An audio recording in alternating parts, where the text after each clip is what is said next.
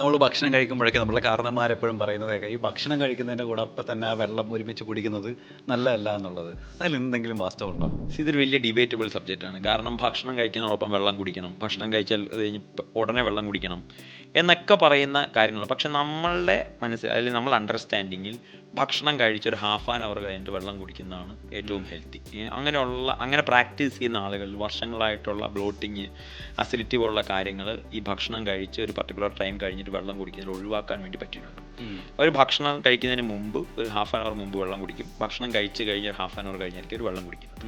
ആ ഒരു പ്രാക്ടീസിലൂടെ കൃത്യമായിട്ട് അങ്ങനെ ചെയ്യുന്നതിലൂടെ അവർക്കുള്ള ഈ അസ്വസ്ഥതകൾ ഒഴിവാക്കാൻ പറ്റിയ കേസുകൾ എൻ്റെ മുമ്പിലുണ്ട്. പക്ഷേ ഇത് പറയുമ്പോൾ തന്നെ ഇതിൻ്റെ മൂന്നിൻ്റെയും റിസർച്ച് പേപ്പേഴ്സ് നടന്നിട്ടുണ്ട്.